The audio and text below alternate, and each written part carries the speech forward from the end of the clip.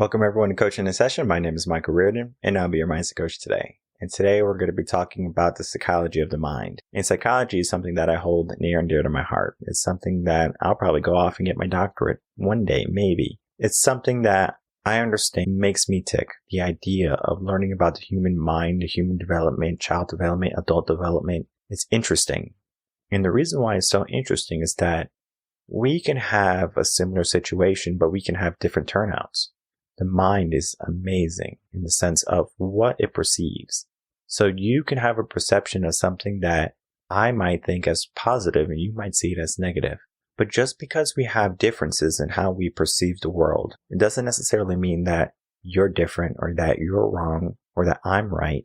We need to figure out, what does our mind need? What does our life need? And it can be difficult for us sometimes to give us that space because we are bombarded by what other people want from us, from what society wants from us. We are told who to be, who to become, how to feel, how to act. But in the scheme of things, who you are is unique. There has never been another person like you. There has never been another you. And the fact that there has never been another you, why are we trying to be like everyone else?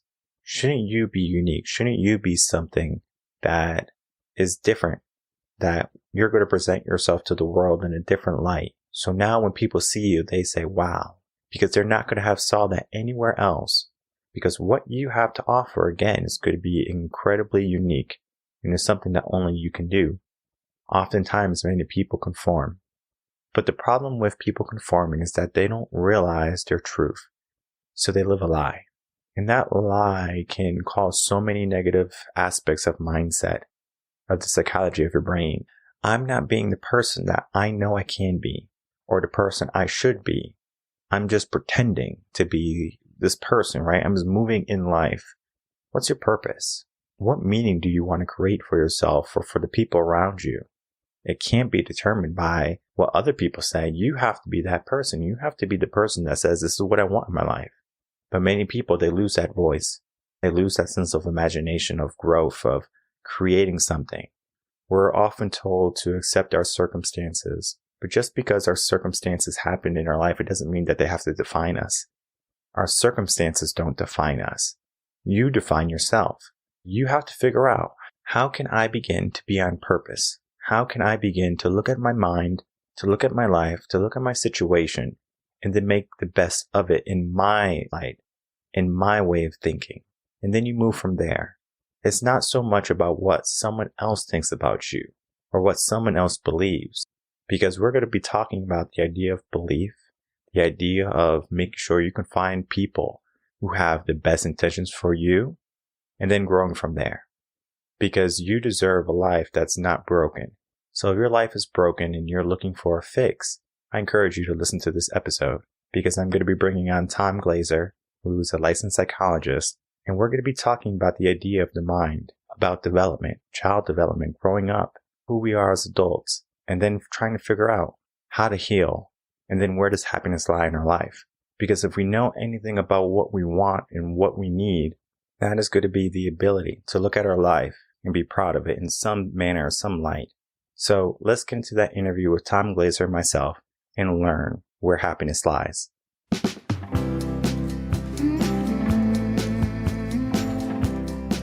Welcome, Tom Glaser, to Coaching in Session. How are you doing today? Michael, I'm well. Thank you so much for having me.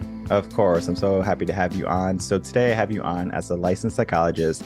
You do other things too, but the work of psychology is so wide. And I actually am a psychologist junkie, and I'm like dabbling in the idea of going for my doctorate in psychology. And I actually would have a minor, if not a major, in psychology. It's just that I didn't have money in college, so I couldn't really afford the degree and the extra classes. I can only afford just one degree. So that was my education degree. That is where I stopped, but it was something that I was very interested in. Yeah. So I know the conversation that you and I are going to have today is going to be very interesting, because the way the mind works and the way people develop is so interesting. Without me just kind of saying everything you do and everything you've done in your life, please tell the world who you are, what you do, and how you help. Yeah, so I'm Tom Glaser. Indeed, I am a licensed psychologist, but as you indicated, I'm an author. Also, I do life coaching. I'm a dad. I'm a runner. I'm a dog lover and an animal lover. So like all of us, right? There are so many components, and I could go on and on. That's just kind of the first things that come to mind. How do I help? Gosh, I listen really deeply, Michael. That's the number one thing. And I'm writing another book. What I've been writing about is what I do, particularly with trauma survivors. And the word that keeps coming to me isn't even an actual word in the dictionary. What comes to me is this word presencing.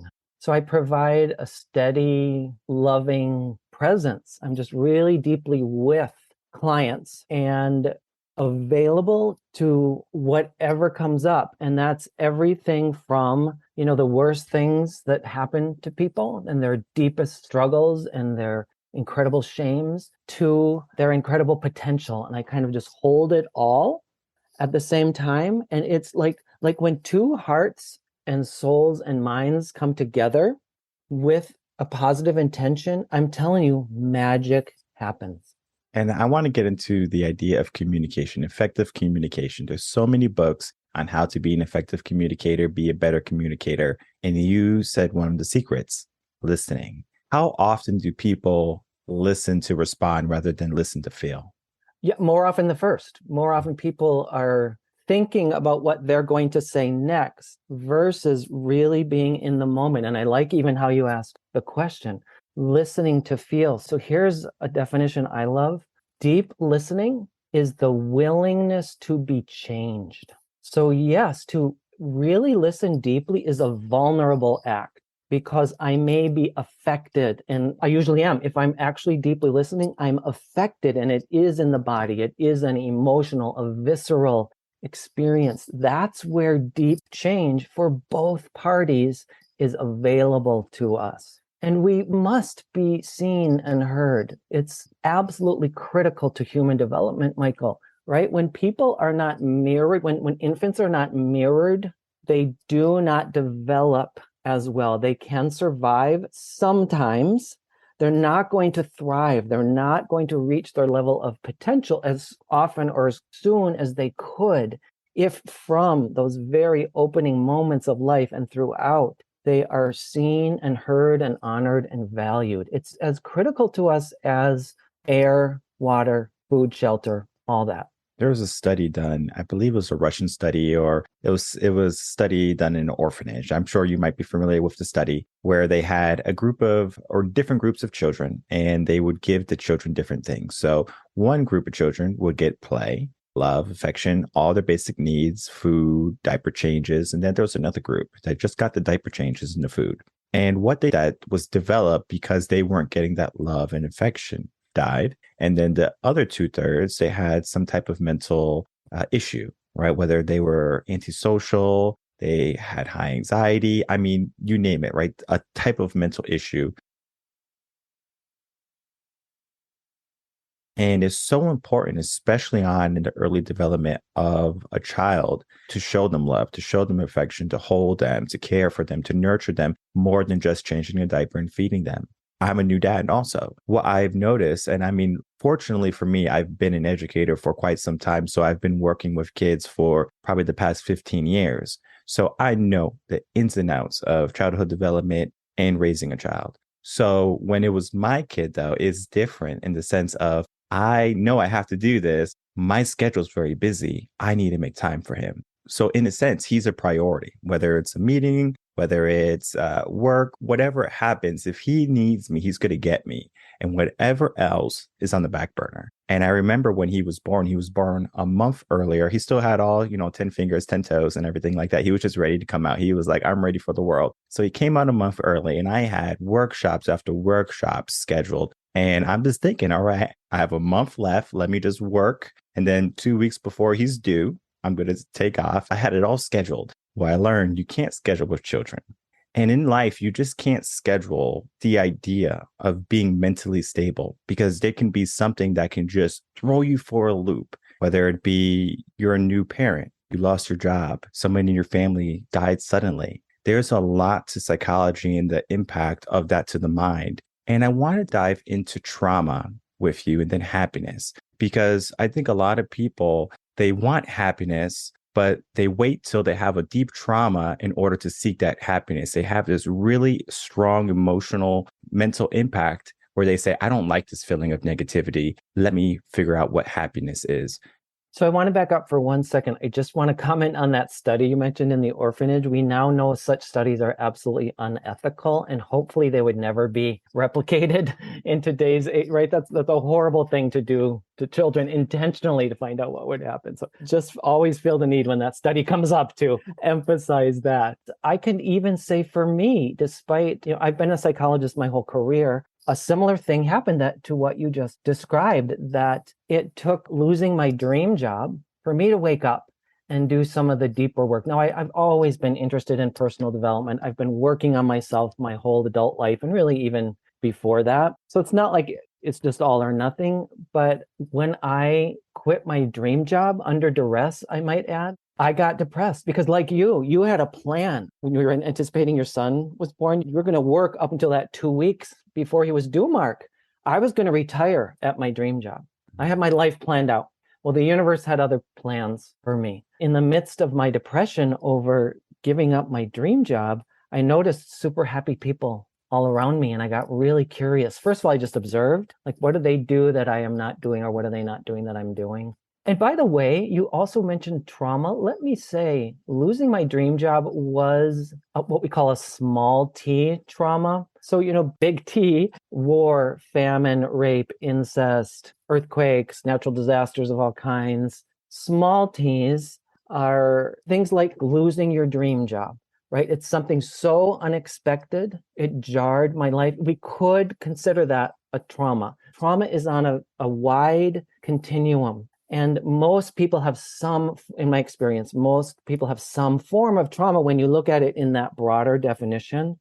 Again, meaning something unexpected comes up that disrupts your life and threatens your sense of security. So that was me. I was, I had my life planned out. I was going to retire at this job. Anyhow, I noticed really happy people all around me, got curious, started asking them questions. It just snowballed into this whole project, starting with videos. I videotaped interviews where I just quizzed. Interrogated sounds a little strong, but I asked really good questions of the happiest people I personally know. And that's what led me to write my book, Full Heart Living: Conversations with the Happiest People I Know. But I want to go back to your question. Say you wanted to explore something about trauma and then move into happiness. Was there more about trauma that you specifically wanted to explore?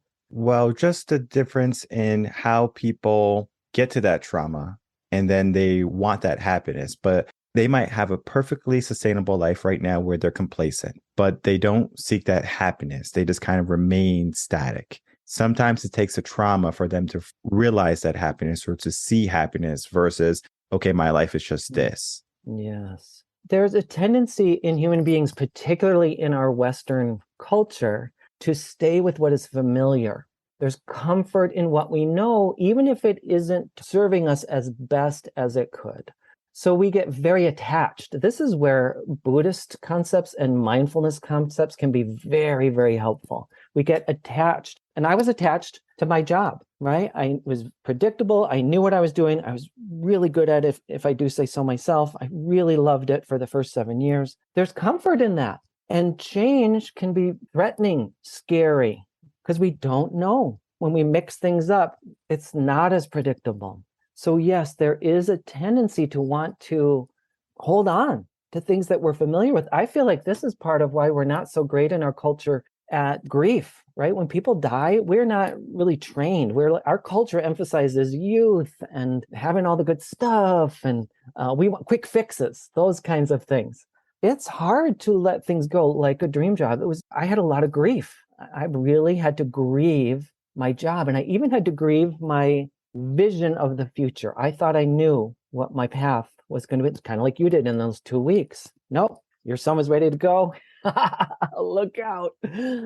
So yes, it often takes people something to really jar them into a next level. It's like you may have heard this before, in one of the Asian written languages, there's a symbol, it might be Chinese, I'm not sure, for crisis.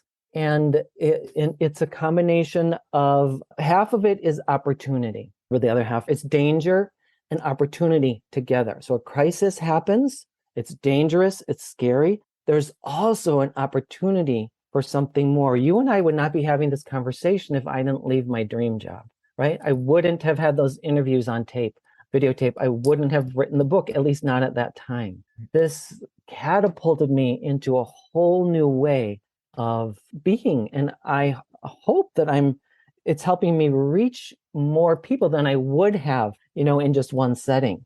The idea of loss, where we have to lose something, it can create space for us sometimes, where it's like we take a step back to take two steps forward. So when we lose something, it could be something like a job, a loved one. Heck, I mean, it could be like an item, like a material item. Like if you had an heirloom wedding ring and you lost it and you really started to pay attention, like, wow, like now I'm thinking about my great grandmother who gave me that ring or something like that.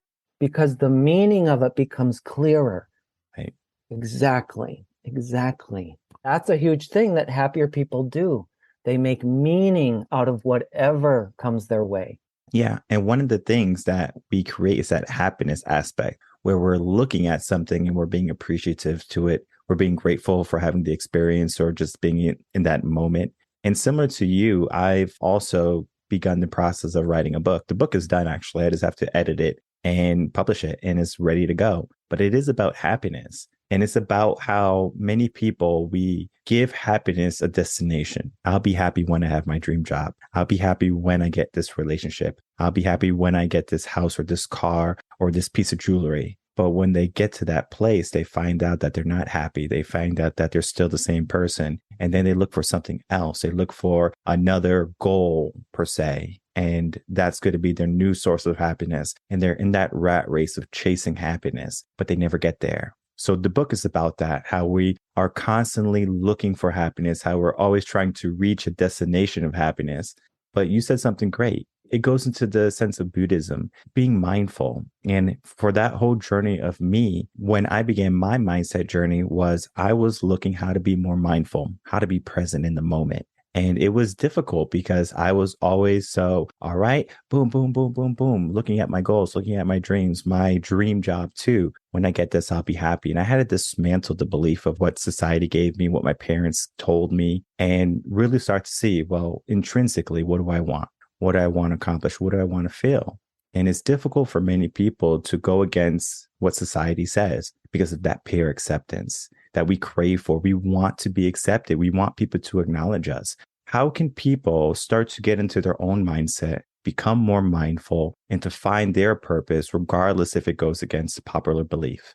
Let me say first, it's not one or the other because we need to be accepted by people. It's kind of like I was saying earlier, the mirroring that, and it never goes away. It's not just infants who need it. Our whole lives, we need other people to help us know who we are, to accept us, to love us. But yes, when we have a desire that maybe doesn't get the support of some people who are really important to us. I remember this way back. I was an orientation leader in college, and I will never forget one of my, new students, like she wanted to be in whatever the field was. I think it was in the arts. And her family was like, you must study law, like that kind of classic example. And she knew she would be absolutely miserable. It's very difficult to go up against forces like that, right? Because we need the love and acceptance of our parents. Find a tribe, I would say, number one. Because, and by the way, this reflects what I learned from my whole project,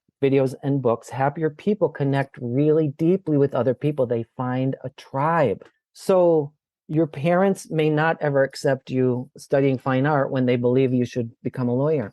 So find other people, go to your great aunt, Lois, who you haven't seen in 30 years, who could see your dream, right? Who could believe, find people who do believe in you to balance that out. And without that, one of my jobs was at an art college. And it was fascinating. The people who had families that supported their dream of becoming artists did so much better academically and socially in so many ways.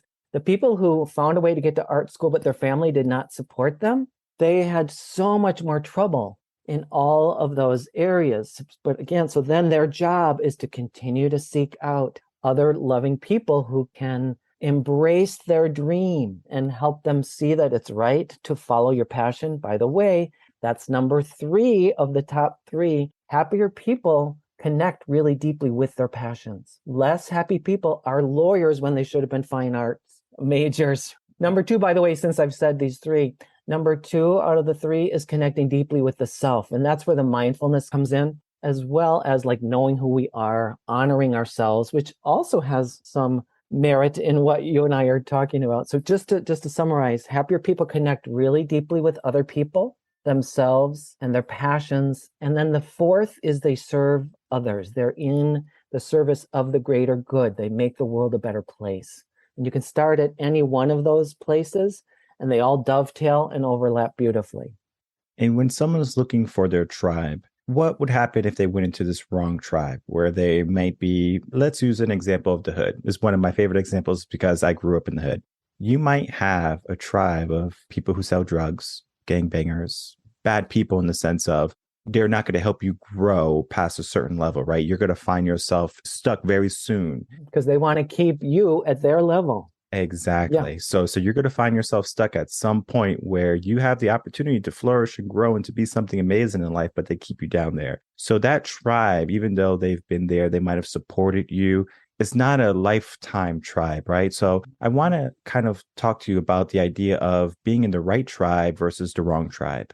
Yeah, because do those people really have your best interest at heart? No. They want to keep you down because if you go up, they get threatened. I'm reminded again of a client who worked for the post office. This is another classic example, really similar. He was miserable at his job. He was a super creative, artistic kind of person also, but he had a great job by many standards, right? They have great benefits. It's super consistent. The pay is decent. So at lunch, all the people in the lunchroom would be like, you have a great job. What's wrong? Why would you want to work anywhere else? This is the same thing. They weren't seeing him as a unique individual with some other needs. They didn't want someone else to leave the tribe because it might make them reflect on their own dissatisfaction at the post office. Very similar. What do you do with that? It's not easy. Number 1 is wake up to that. Just recognize that. Do they have my best interest at heart? Are they really seeing me, supporting me as a full human being with maybe some unique interests different from theirs? That grief is going to come up, even if it's not a great tribe for you. If you have been in that mix for a while, you're going to be sad. You're going to have some depression like I did when I left my dream job. Even though it turned into a nightmare for me, I still grieved it. Support yourself through that. Find people who support you. I was really lucky. I had a husband who said to me, Tom, you must leave that job. You can't keep doing this to yourself. You're miserable. Now, the truth is I was also making him miserable. He was kind enough not to tell me that at the time. I figured it out later. And the idea of finding someone, though, that's the important part. This kind of goes back a little bit about what you were saying about like your parents love you or might not love you. We seek the affection of our parents. And it got me thinking kind of in the sense of unconditional love. What is that, right? Are parents able to have that? And I mean, I have my own viewpoint on unconditional love, but then again, there's going to be outliers. For me, I only believe that unconditional love can be from like a mother and their child. A father can easily separate from that. Maybe because of biology, because they're not carrying around this baby for 9 months. The woman is. For me, I could easily disconnect. I was able to, during the whole pregnancy, go out, do what I had to do, go to the gym, and she's barely able to walk around, my wife. So she was with him. And then after the baby was born, you could just see that bond that, you know, she didn't want to let him go. Versus me, it's like, all right, I'm going to the gym, right? I got to go to work, right? It's just like I was able to disconnect very quickly. Now, I love him and everything like that. But at the same time, I think her bond is stronger than my bond. And if I ever had to discipline him or be tough, I wouldn't have an issue versus her. She might be a little bit more restricted because she loves him. And then I even look at my mom, and my mom, she has that unconditional love for us. I can tell where she would sacrifice anything that she has, anything she has built, created for the benefit of her children. And again, maybe men can, but I think it's something that is innately inbred in the minds of women. I totally get what you're saying on the one hand. Tell me about And it. Tell me about it. Yeah. and I would say you're at an extremely common stage in a young family, Hmm. that many fathers feel this way as a third party to this amazing attachment that goes on with a newborn and its mother. And certainly biology is in here. And are men less capable of that kind of unconditional love? I am convinced that they are completely capable, and that intimate relationship skills are just that, they are skills. And I've seen men transform their own lives, transform their families' lives by being dedicated and showing up. And at different stages, my prediction would be you will be much closer and you'll look like the unconditional love provider, and your wife will be the outsider, and it'll go back and forth and up and down. And it's so common, if not 100% universal, what you're experiencing right now. So I say this because there's an epidemic of single mothers, right? Yes. Where a mom Yes. will go out, she would have a child with another man, and the man is out of the picture. I was watching a video. It was a guy who just came out of prison. And what he does now, his career is he goes to mothers who need help, who they might have a child, typically men, a young boy who's very violent, aggressive, on the wrong path. And he will go talk to them. And this is a guy who's been incarcerated for many years, and he's finally out, and he's helping these young men So great. not take the same path he did, right? To get off that path and to listen to listen to his mom and to be different. But when you have a two-parent household, it's something that you typically don't see, right? Because the father is there to discipline, to be that example for that young man. But when you don't, and this is also true for women, if there's a young female who doesn't have a father figure in their life, they kind of go a different path too. So I'm sure you might have heard, like they look for a daddy figure in their life later on. They look for someone that they didn't have growing up. So we try to fill this void. And that's why I bring up the idea of unconditional love from a woman, because a woman typically, I'm not saying that is always the case, typically is going to be there as a single mother, versus on the other side, there's going to be a single father taking care of the child. And I know single fathers who take care of their children and the mother's out of the picture. I know both sides. I'm just trying to figure out, why is the majority single mothers, but not single fathers? Well, this is a very complicated question. What comes to me, though, is the whole, you have to look at so much more broadly at the whole cultural, social, economic context. So there is a lot of societal pressure for women to stay with their babies and more support. It's expected more of women. And we have allowed men to step away. And there isn't the same pressure as there used to be, hundreds and hundreds and hundreds of years ago. And when I say pressure, I mean in a positive sense of a whole economic, cultural, societal support to help the nuclear family. Like, our system is pretty, in my mind, dysfunctional to expect just one mom and just one dad, right? Throughout most of human history, we've all been raised in larger groups. And so there was so much more help, so much more help. It's a lot of work for just one mom and one dad. It's a lot, particularly, again, under our current economic conditions, where both parents, in so many cases, need to work full. It's just, our system is backward. So we have to repair all of these pieces so that men can come back to what I believe really in their souls. I don't believe any man really in his soul wants to abandon his child. I don't believe that. Yeah. Never, not for a minute.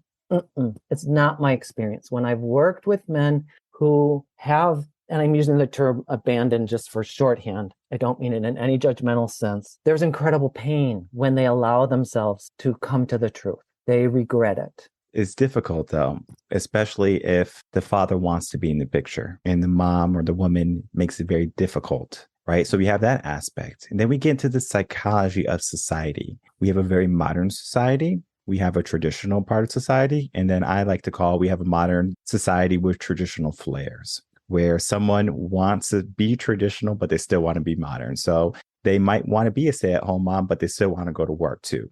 or they might want to be a father who stays at home, but they have to be the breadwinner, right? So it's like a mix and match type of thing, right? So we have a bunch of Legos. We're trying to make it all fit together. For me, I have a very traditional type of relationship, which I prefer. And I made sure when I got married, that's what I was kind of going down. And everyone has their preference, right? So I'm not going to just say traditional is the way to go, because you might want a modern relationship. There's nothing wrong with that. But you do have to make sure the person you're with has the same values that they want to uphold for the marriage and for the child, et cetera, right? Exactly. So I was looking at that aspect. But then we have situations where one parent or the other would say, you know what, I'm going to take this kid from you and you're not going to have access to them, right? So it's kind of like they use the child as a weapon almost, saying, I'm going to take something that you love. And I think you said something amazing, that most men, they don't want to give up their child. They don't want to leave or abandon their child. It's just that sometimes they're dealing with someone who is so vindictive in the sense that they don't want that man to have this pride and their joy. So they do the one thing that they know is going to hurt them, take their kid away, and they make it very difficult for them to get it. And the court system is oftentimes going to side with the mother, saying, okay, you want to have the child? Then okay, of course, he's going to pay child support. We can have maybe a joint custody type of thing or partial custody type of thing where he can see the kid maybe 1 or 2 days out of the week. But then still, is that enough, right? So we kind of go into that aspect. Can we talk a little bit about the idea of modern society, traditional values, and then using children to weaponize the opposite gender? Horrible. No one wins in that situation. No one wins. I don't even know what to say, Michael, right? It's just maddening. Not okay. Not okay. And that does such damage to the children psychologically. Again, I've worked with adults who experience this kind of thing as children, and it's not pretty. It's not good. It's not good. It's not that I'm not saying it's like they can't heal from it. It's just those are very deep wounds. Yeah, we can make a lot of progress. And some of those really deep wounds, they never totally go away. We can really make dramatic change. And it's like a scar on the body, right? I have scars. I had a motorcycle accident. You can't see it now. I've got a huge scar here. It never totally goes away. My skin is different there. It's similar psychologically. I can heal myself psychologically. I don't forget what's happened. I can shift my relationship with the memory. I can be less dysfunctional in my response to the memory or how it gets triggered or played out today. I know I've been chiming in on child development, marriage, things like that, but there's a reason for it. Yeah. Right. I was laying out the foundation for this next type of question, because we do have to understand this is a problem, right? What we just spoke about, to understand that this is a problem. The next part is how we are as humans, how we are as people. When I was a teacher, I saw this in the school system. I saw what was coming out at the end of high school, meaning, all right, they get the diploma, they walk, now they're ready for the world, right?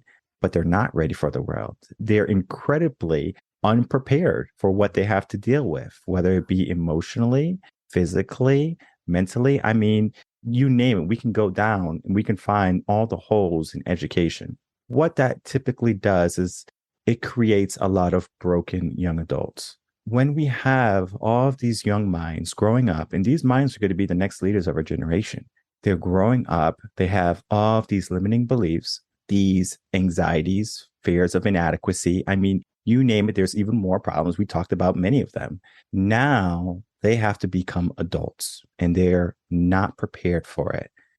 The idea of preparing young minds to be adults, or to make sure we don't break our children, because then if we break our children, then they have to heal as adults. So the idea of making sure that we don't have broken children, so we have broken adults later on, we have children who are healed, who are mindful, who are happy, who feel abundant and loved. So when they are adults, they can have that same feeling too, versus now I'm an adult, I have to fix myself because I was so broken. That's what we have right now. We have a school system, we have a society that maybe not intentionally, the majority of kids come out with some type of trauma, some type of feeling of inadequacy. They're broken in a sense and they have to heal from it. So then we have adults that have to heal. How can we start to develop minds, a system where we are cognizant of making sure that we're not breaking our children? So when they're adults, they can be healed rather than having broken adults that have to heal from their traumas. What comes to me as I listen to you, it's all back to relationship. Working with so many trauma survivors, so many of them say, Michael, that even if they just had one caring adult, one person who really saw them, who really listened to them, it makes all the difference, right? They then learn to believe that they have worth, that their goals are worth pursuing. That is such a curative factor right there. Just one caring adult or mentor. So it comes back to what we were talking about earlier, just really being with the person, listening deeply with your whole self, that willingness to be changed that defines deep listening. Be willing to be changed by someone younger than you. I'm amazed at the brilliance of people younger than me, right? I hear them say things. I'm like, how can you know that at such a young age? And I love that. I just get inspired, right? It just makes my heart expand and sing. It's as simple and as complicated as that. And there's so many more things that we could talk about that. And I'm not an expert in our educational system, of course not. But I do know that for sure, that if there's one person, it can last a lifetime.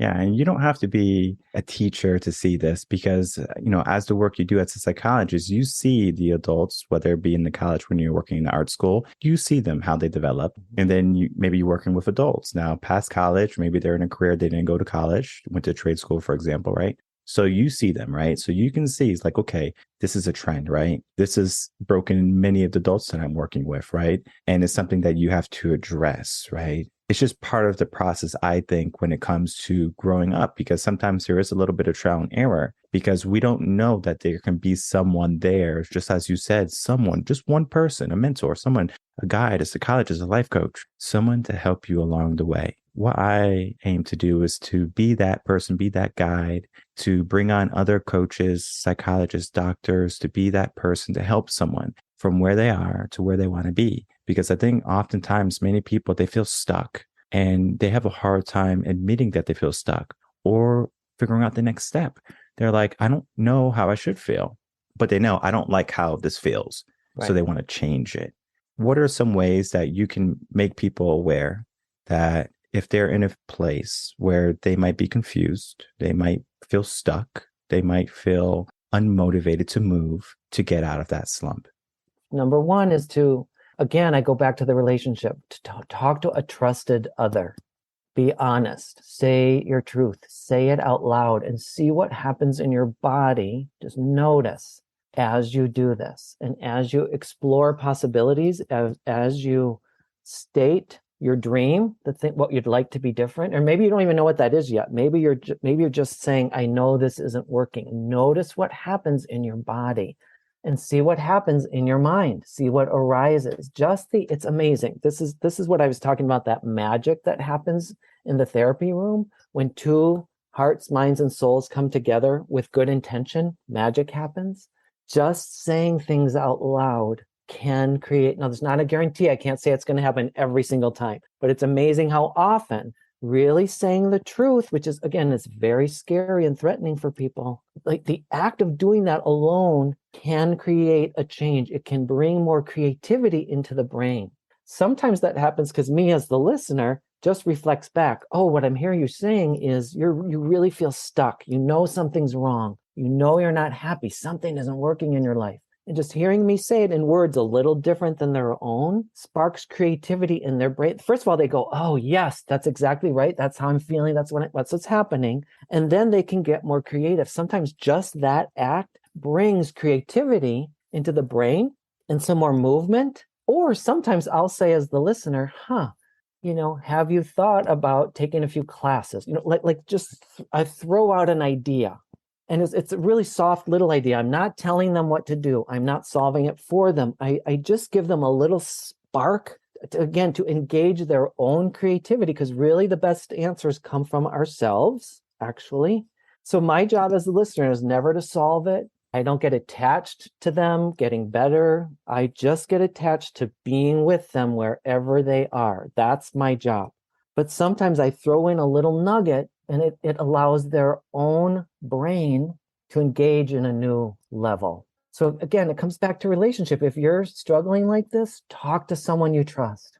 Find someone you can talk to. Be honest. Be open to new possibilities arising. Now, I said I can't guarantee it.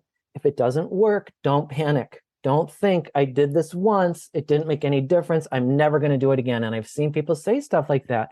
No. Let it sit for a while. Your soul may not be ready for the next level yet.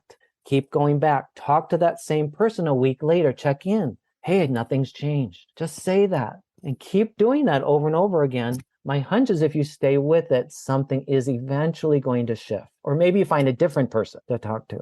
And it's the idea of remaining consistent to that self-betterment. If you know something is off, don't ignore it. Don't just throw it in the corner and then let it build up. Start, do something, meet someone, meet a life coach, a psychologist, therapist, whoever you need, whoever you resonate with. And I'm big on making sure you resonate with the person. And I'm sure people are going to listen to you, Tom, and they're going to say, Tom, I love what you spoke about. I love the way you speak. I love your demeanor. And they're going to want to work with you, right? And what you can do, I can't do. There's certain things that I can't do because you have a unique life. The way you grew up is not the way I grew up. And vice versa, right?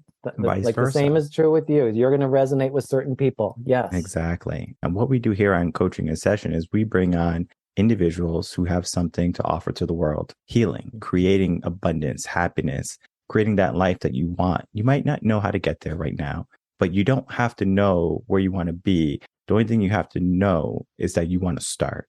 And if you can have that feeling of, okay, I'm ready to start, I'm ready to begin, I'm ready to trust. And I will say that all of the coaches that I bring on, you don't have to be a coach. You could be a therapist, a doctor, everyone who comes on this podcast. I do my due diligence basically to make sure that the person that I'm presenting to the world, that they're going to be a viable source for you to heal, for you to grow, for you to get into the place you want to be. Thank you. I made the cut. You made the cut, Tom. All right. Not everyone does, but you made it. All right. Wow, nice. Okay. I like this. I do want to thank you, Tom, for coming on, sharing a little bit about your wisdom. But before you go, please share any last words, and then please tell people how they can find you. Well, I just want to express incredible gratitude. This has been such a deep, rewarding conversation. I just really appreciate you, Michael, and the way you show up in the world and the incredible things you're offering. Keep going. And what a lucky family you have and clients. And, Oh, how to reach me? Fullheartliving.com. Fullheart, Heart, living.com. You'll see those documentaries, those videos that I mentioned, a link to my book, I have a relationship building game called Full Heart Living Conversation Sparks, which teaches active listening skills, by the way. So a lot of the things we're talking about, you can learn more about in my book or my conversation starting game, fullheartliving.com. I'll have all that information in the description box below so people can easily find you, reach out to you, check out your book, check out the relationship game to be a better listener. I mean, the conversation that we had today was just the tippy top of the iceberg because there's so much to the mind. There's so much to psychology. And whenever I bring on a guest, they don't know what I'm going to talk about. Heck, I don't even know what I'm going to talk about sometimes. But what I do know is that it's going to be a great conversation. What we talked about today talks about so many great aspects of the mind that if we can learn to nurture our mind in the way to heal rather than to point the finger and be vindictive and harmful to ourselves, then we can make some great changes in our life. Thank you so much, Tom Glaser, for coming on Coaching in Session. Great conversation. Again, I want to thank my guest, Tom Glaser, for coming on Coaching in Session. He is a wonderful guest talking about the work he has done, sharing his insight in psychology. And whenever you bring someone who's going to be studying the mind, looking at the mind in a different light, they're always going to have their ideas of how we should move in a sense. And rightfully so. He has a wonderful practice where he has helped hundreds, if not thousands of clients be better. Those people who he has helped, he created that space for them. Being there, being present, being a listener, and then holding that space for them Whatever they needed, he facilitated that. And oftentimes we don't have people who can hold the space for us adequately. We have placeholders. We have a best friend who says, oh yeah, grow up.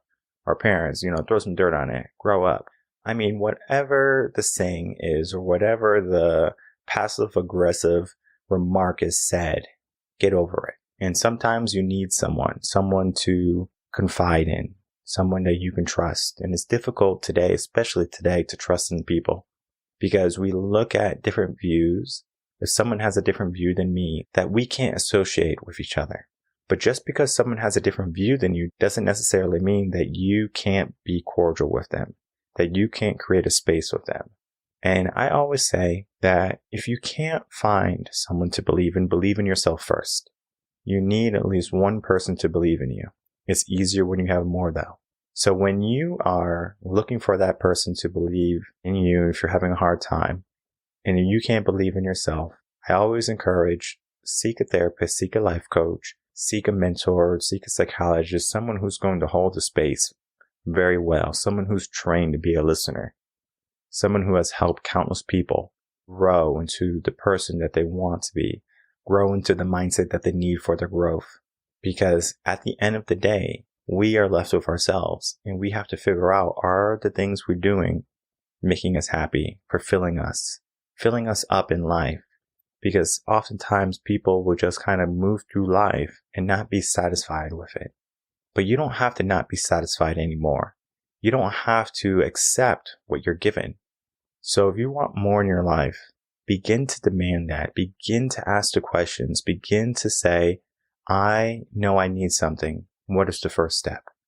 And the first step might be continuing to watch Coaching in Session, reading personal development books, getting a coach, a psychologist, a therapist. I think Tom's going to be a wonderful psychologist if you are looking for someone to hold the space. He's going to be able to guide you, give you those nuggets of wisdom to help you find your truth, to help you find the answers.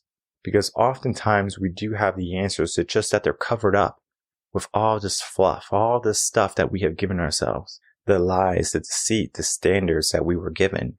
We have to define something, and that should be us. We should define who we are. And every single day, take the steps to heal, to be better, and to grow. Because we shouldn't be broken our whole entire life. And even if you were broken, or if you had a rough childhood, or you had a rough teenage years, or if you had a rough adulthood, it doesn't mean that is your life. You can make the changes today. And the only thing you have to do is take action. My name is Michael Reardon. I'm a mindset coach. If you have any questions, you can email me coachinginsession@gmail.com. And I will see everyone on the next episode of Coaching in Session. Until then, everyone, take care.